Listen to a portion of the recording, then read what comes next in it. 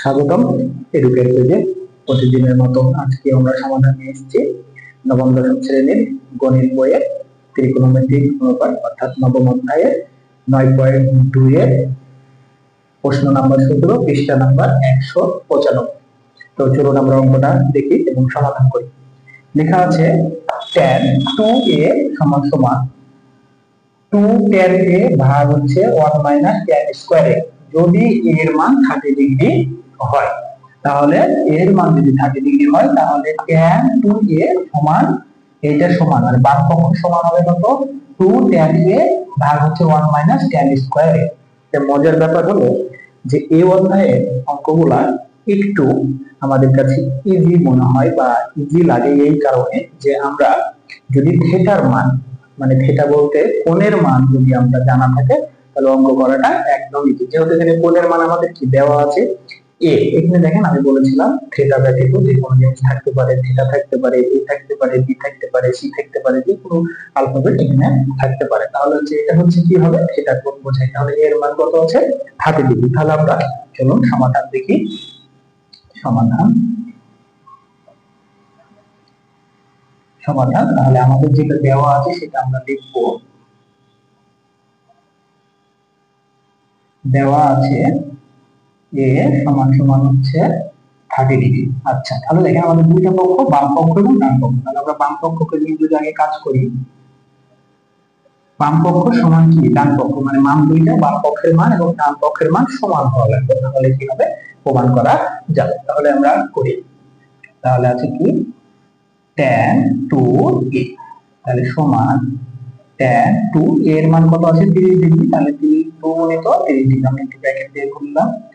তাহলে tan 30 দুগুণ কত হচ্ছে 60 ডিগ্রি। তাহলে ব্র্যাকেটের দরকার নাই, আমরা 60 ডিগ্রি। তাহলে tan 60 ডিগ্রির মান কত আমরা জানি, আমাদের সবার অবগত এই বিষয়ে। tan 60 ডিগ্রির মান হচ্ছে √3।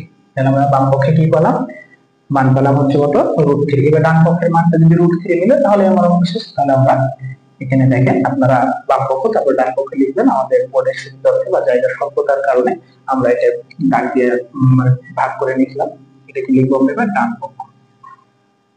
তাহলে দেখেন ডান পক্ষে আমাদের আছে কি আছে 2 tan a ভাগ আছে 1 মাইনাস tan স্কয়ার সমান সমান। তাহলে কি আমরা প্রথমে বললাম যে এটা হচ্ছে আমাদের কোণ বোঝায়, সেটা এর মান দেওয়া আছে। তাহলে এর জায়গাতে আমরা কি বসাবো 30 ডিগ্রি বসাবো, যেহেতু দেওয়া আছে সমান সমান 30 ডিগ্রি। তাহলে 2 tan 30 ডিগ্রি ভাগ হচ্ছে 1 মাইনাস tan স্কয়ার, এর মান কি দিব 30 বসাবো।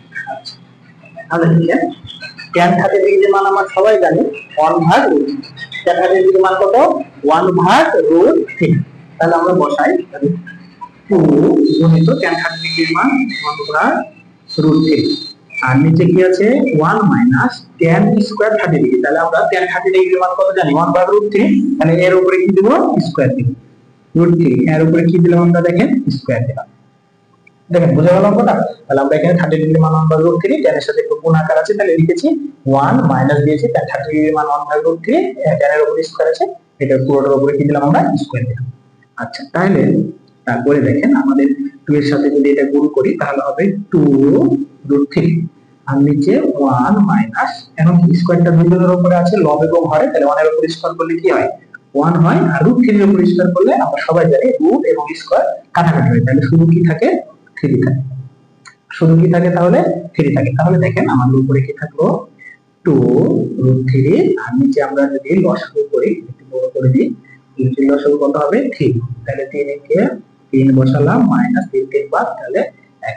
তাহলে আমরা পেলাম কত দেখেন দেখা যাচ্ছে। হ্যাঁ, তাহলে উপরে কি থাকলো আমাদের 2√3 ভাগ হচ্ছে নিচে কি থাকে 2 ভাগ 3। দেখেন এই মানটা থাকে, এখানে আমাদের কি থাকে 2 ভাগ √3, উপরে যেটা থাকে আর 3 থেকে 1 বাদ দিলে কত হয় 2, আর ভাগ হচ্ছে 3।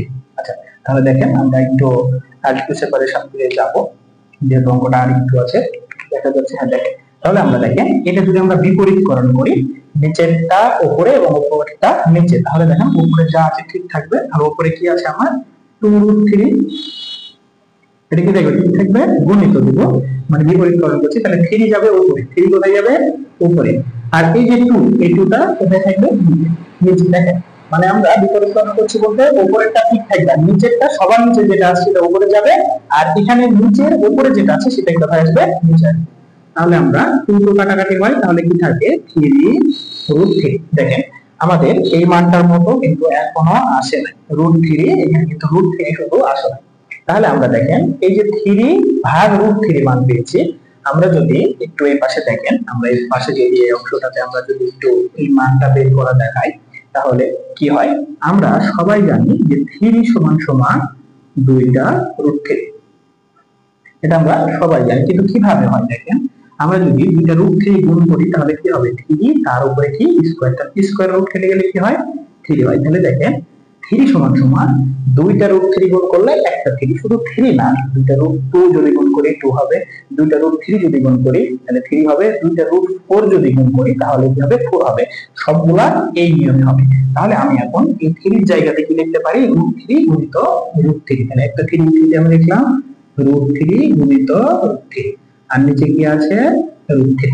আচ্ছা তাহলে কাটাকাটি যায়, তাহলে এই একটা নিচে √3 উপরে একটা √3 কাটা, তাহলে কি থাকে শুধু √3। তাহলে আমাদের দেখেন আমরা বাম পক্ষে √3 এবং ডান পক্ষে পেয়েছি কত √3, তাহলে বাম পক্ষ এবং ডান পক্ষ দুইটাই কি আছে সমান আছে, তো এটাই হলো আমাদের সমাধান। তাহলে আমরা যদি সমাধানটা একটু লিখি, তাহলে আমরা লিখবো এখানে যে বাম পক্ষ দেখা যাচ্ছে, দেখেন বাম পক্ষ সমান কি ডান পক্ষ